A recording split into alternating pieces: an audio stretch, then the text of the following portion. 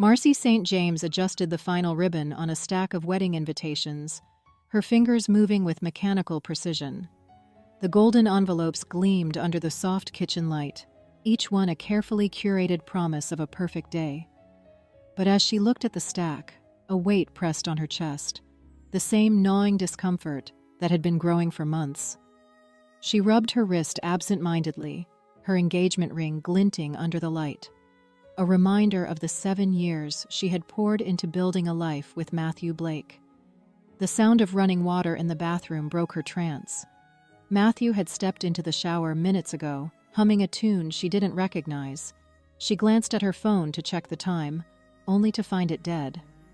With a sigh, she reached for Matthew's phone on the counter, its sleek black screen face up. As she tapped it to check the clock, a message lit up. "Had a wonderful time tonight. Can't stop thinking about you. Samantha." Marcy froze. For a moment, the world seemed to narrow to the glowing screen in her hand. She read the message again, her brain scrambling for explanations. It's a mistake. It's work-related. But the heart emoji, paired with the all-too-familiar intimacy of the words, told a truth she didn't want to accept. The bathroom door opened, and Matthew's voice rang out. "Babe, did you move my razor? It's not in the shower." Marcy quickly set the phone back on the counter, her hands trembling as she fought to compose herself. "It's in the cabinet," she replied, her voice steady despite the storm inside her. Her heart pounded as Matthew walked into the room, a towel slung loosely around his waist, water dripping from his dark hair. He smiled at her, the easy, self-assured grin that once made her heart flutter. Now it made her stomach churn. "You got a text," she said, sliding the phone toward him. Her tone was casual, almost indifferent, but her eyes burned as they searched his face. Matthew glanced at the screen, his expression unchanging as he locked the phone with a quick swipe. "Work stuff," he muttered, pressing a quick kiss to her forehead before heading into the bedroom. Marcy stood rooted to the spot, her nails digging into the counter. 7 years, 7 chances, and this was strike 1. She exhaled shakily, her resolve hardening. "If he won't confess, I'll wait. But I'm counting." The morning sunlight streamed through the living room windows, casting warm golden streaks across the hardwood floor. Marcy sat cross-legged on the couch, her laptop perched on her knees, the wedding budget spreadsheet open but untouched. Her eyes darted toward the coffee table, where Matthew's phone lay. Its black screen stared back at her, a silent taunt. "Everything okay?" Matthew's voice jolted her. He was standing in the kitchen, coffee mug in hand, his tie slightly askew. He always had this casual, disarming charm, the kind that made you believe everything was fine, even when it wasn't. "Yeah," Marcy said, forcing a smile. "Just going over the numbers again, thinking about swapping the centerpieces." Matthew chuckled. "You and your details." He crossed the room and kissed the top of her head, his lips brushing her hair. "I've got to run. Big case this week." Her chest tightened. Another late night, another excuse, she thought. But she only said, "Good luck." As the door clicked shut behind him, the silence in the apartment grew oppressive. Marcy set the laptop aside and leaned back, staring at the ceiling. She thought of the text from Samantha, of Matthew's easy lies, of the perfect life they were supposed to have. Later that day, she found herself wandering the aisles of a bridal boutique, her phone buzzing with messages from friends asking about dress fittings and rehearsal plans. She picked up a glittering tiara from a display, her reflection staring back at her in the mirror. She felt like an imposter, someone playing the part of a happy bride. Her phone buzzed again. A notification for a credit card charge, Matthew's, flashed on her screen. Dinner for 2 at Le Petite Maison, the most romantic restaurant in the city. The timestamp was for last night, when he'd told her he was at the office late. Marcy felt her knees go weak. She gripped the counter for balance, the world around her fading into a blur of white gowns and laughter. Strike two. Her vision cleared, and she set the tiara down with deliberate care. She wasn't going to cry. Not here. Instead, she turned toward the exit, her thoughts sharp and focused. You think I don't see you, Matthew, but I do. As she stepped out into the crisp afternoon air, her resolve solidified. She wasn't just counting strikes, she was planning her escape. The apartment was eerily quiet as Marcy sat by the window, the twilight casting long shadows across the room. Her fingers traced the rim of a coffee mug, now cold and untouched. Matthew had texted earlier, "Working late again tonight. Big client presentation tomorrow." The words, once a source of pride in his ambition, now felt like a script she'd heard too many times before. She reached for her laptop and logged into their shared expense account. Her breath hitched when she saw it. Another charge at La Petite Maison, time-stamped for tonight. Her chest tightened as her vision blurred. For a moment, she felt paralyzed, unable to move, caught between rage and heartbreak. Then she closed the laptop, her jaw tightening. Strike 6. Later that night, Marcy found herself in the small garden outside their apartment building, seeking solace under the open sky. The air was cool and damp, carrying the earthy scent of spring. She sank onto a wooden bench beneath a blooming dogwood tree, the soft white petals brushing against her shoulder. Her mind wandered to the girl she used to be, before Matthew. A girl who dreamed of adventure and purpose, who sketched maps of places she wanted to explore, who believed in love as something fearless and unwavering. Where had that girl gone? Marcy? She turned sharply to see Tasha, her closest friend, standing at the garden gate. Tasha stepped closer, her brow furrowed. You okay? You look like you've seen a ghost. Marcy hesitated, then shook her head. No ghost, just thinking. Tasha sat beside her, eyes scanning her face. It's Matthew, isn't it? The tears Marcy had been holding back spilled over. She nodded silently, unable to form the words. Tasha sighed, pulling her into a hug. You don't have to keep giving him chances, you know. You're worth more than that. The words sank deep, striking something raw and unspoken within her. Marcy pulled back and wiped her cheeks, her expression hardening. I know, she said softly. The next morning, as Matthew left for his early meeting, Marcy watched him through the window. She noticed his smile as he glanced at his phone, a name flashing across the screen. Samantha. Her hand curled into a fist. Strike 7 was coming, and she wouldn't miss.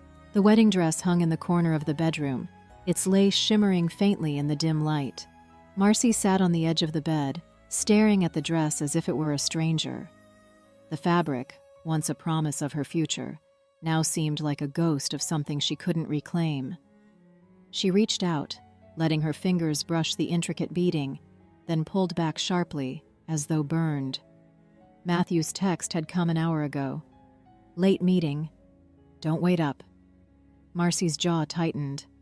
The same excuse, the same hollow lie.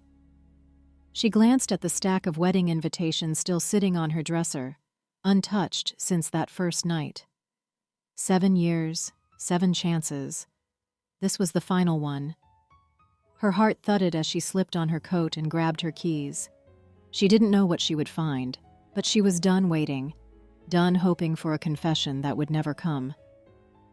The drive across the city was quiet, her thoughts louder than the hum of the engine. She parked outside La Petite Maison, her pulse quickening. Through the frosted glass windows, the restaurant glowed with warmth and candlelight. She stepped out of the car, her heels clicking against the pavement as she approached the door. Inside, the murmur of soft conversations and clinking glasses filled the air. And then she saw him. Matthew sat at a corner table, leaning close to a woman with sleek black hair, dressed in a crimson cocktail dress. Samantha.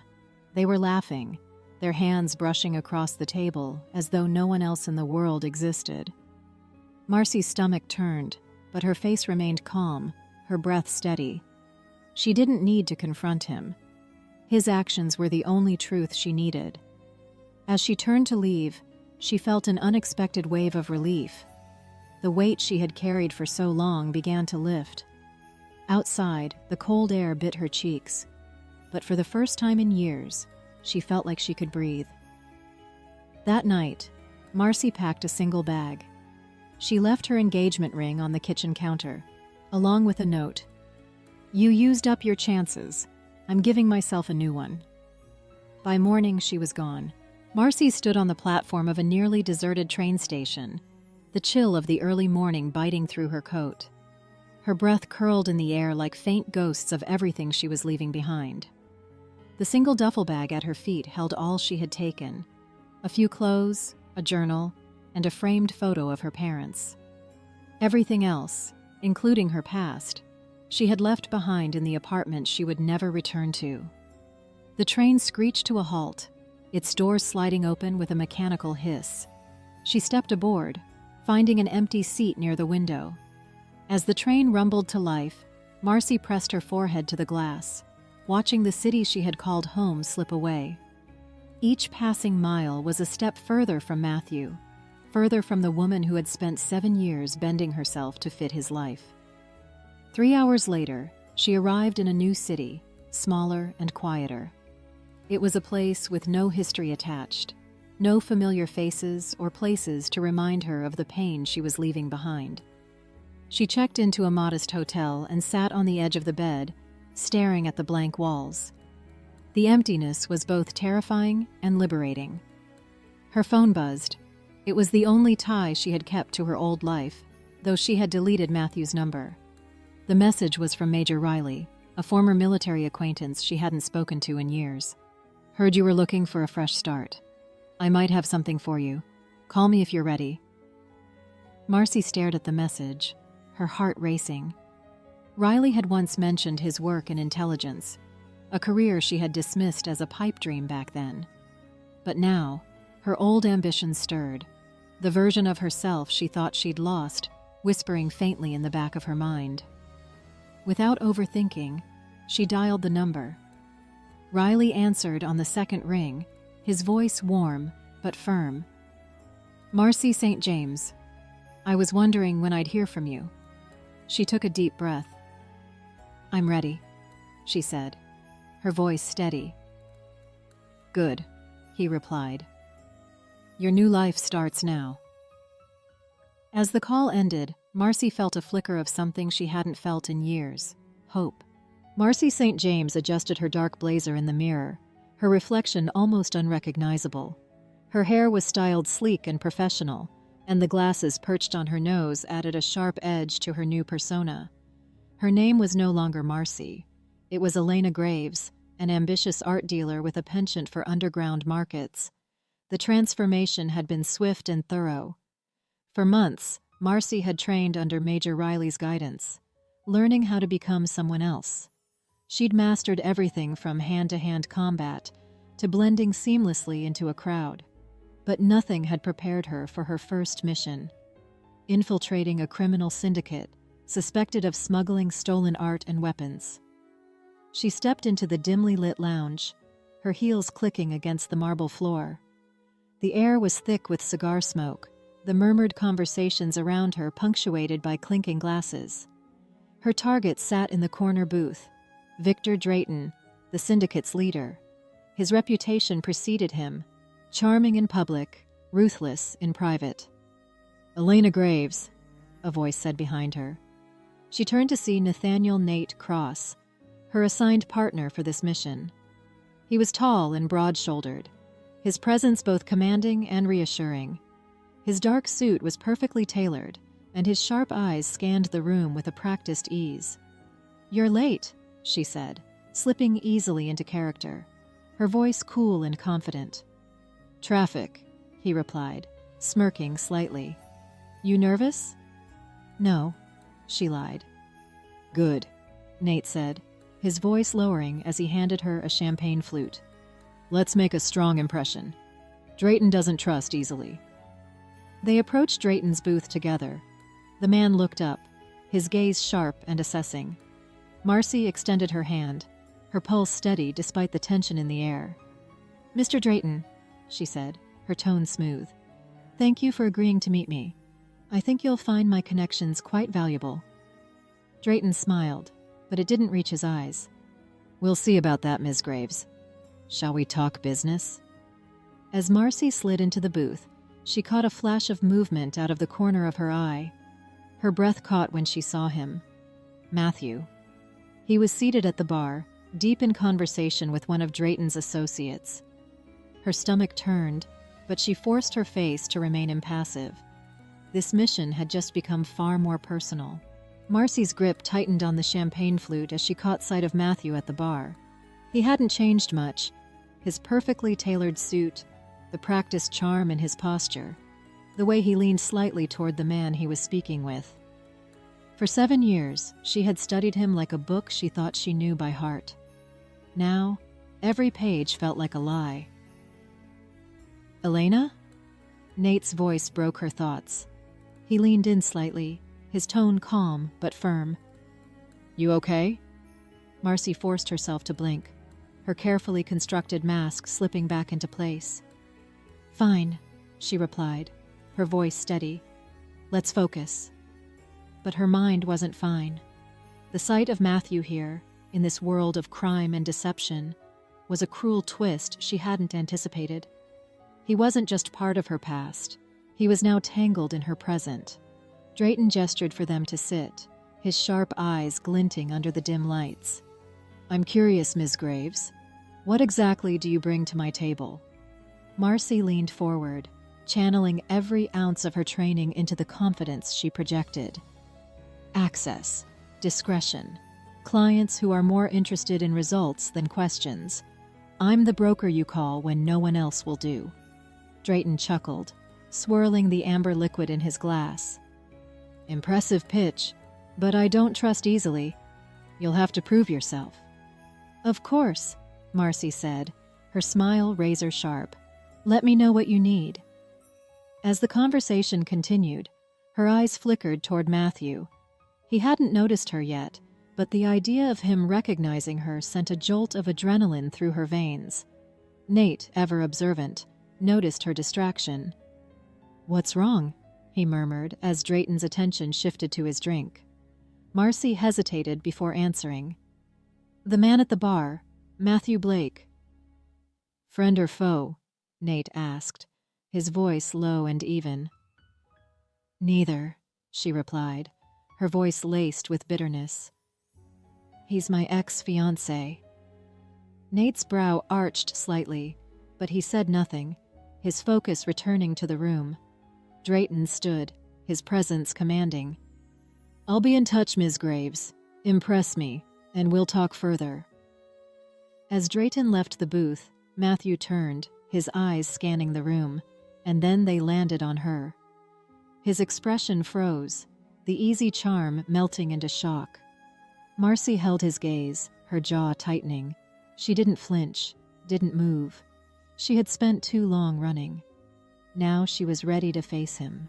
Matthew's stunned expression lingered for a beat too long, his hand tightening around his glass as he rose from the bar. Marcy remained seated, her heartbeat steady despite the storm inside her. She had prepared for many outcomes during this mission, but not this. Not coming face to face with the man who had betrayed her. "Elena?" Nate's voice was low, a quiet warning as he leaned in. "We've got eyes on us. Stay calm." Marcy nodded imperceptibly, but her focus didn't waver as Matthew approached. His movements were deliberate, his eyes locked on hers as if trying to reconcile what he was seeing. "Marcy," he said softly, his voice carrying disbelief and something that almost sounded like relief. "It's Elena," she corrected, her tone icy, her expression unreadable. Matthew stopped short, glancing around as if he might be imagining the moment. "What the hell are you doing here?" he whispered, leaning in slightly. "You vanished. No note, no explanation. And now you're... here?" Marcy tilted her head, her lips curving into a faint smile. "I could ask you the same thing." Last I checked, lawyers didn't usually moonlight for criminal syndicates. His jaw tightened, a flicker of guilt crossing his face, before he masked it with indignation. You don't understand. I understand perfectly, she interrupted, her voice sharp enough to cut. You're exactly where you belong, Matthew. Nate cleared his throat, the subtle movement drawing Matthew's attention. His gaze flicked to Nate, narrowing slightly. Who's this? My business partner, Marcy replied coolly. And none of your concern. Matthew opened his mouth to respond, but Marcy leaned forward, her voice dropping to a whisper only he could hear. Whatever you think you're doing here, walk away now. Because if you're in my way, I won't hesitate to take you down. His eyes widened, the weight of her words sinking in. But before he could respond, Drayton's voice boomed from across the room. Blake, we've got business. Let's go. Matthew hesitated, his gaze flicking back to Marcy. This isn't over. No, Marcy said, her eyes cold. It's just beginning. As he turned and walked away, Nate leaned closer. So, that's the infamous ex? Marcy exhaled, her hands curling into fists under the table. That was strike 8. And for the first time, she felt ready to face whatever came next. The darkened warehouse was a labyrinth of shadows and steel, every creak and whisper amplified by the oppressive silence. Marcy moved quietly along the rows of crates, her pulse steady, but her senses on high alert. Nate trailed close behind, his movements as fluid and controlled as hers. Somewhere in this maze was the evidence they needed: records, shipments, deals that would expose Victor Drayton's syndicate and dismantle his empire. A faint hum of voices echoed from the far end of the warehouse. Marcy signaled to Nate, her hand moving in practiced motions. He nodded, splitting off to circle around the noise. She pressed herself against a metal column, her breath slow and measured, straining to catch snippets of the conversation. Shipment arrives tomorrow. Blake will handle the paperwork, one voice said. Marcy's jaw clenched. Matthew was still in deep, playing both sides, just as he always had. Her mind flashed to the years she'd spent trusting him, believing in his lies. Now, she was here to bring him down. A sudden clatter of footsteps jolted her. She turned, her hand instinctively reaching for the concealed weapon at her hip. But it was only Nate, his face grim. They've got guards posted at the exits, he whispered. We need to move fast. She nodded and slipped into the shadows, her eyes scanning the room for the office where Drayton kept his records. Her pulse quickened when she spotted it, a glass-walled structure perched above the main floor, accessible by a spiral staircase. Cover me, she murmured to Nate.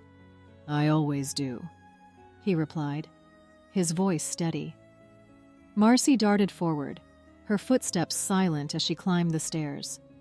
Inside the office, the air was thick with the scent of leather and cigar smoke.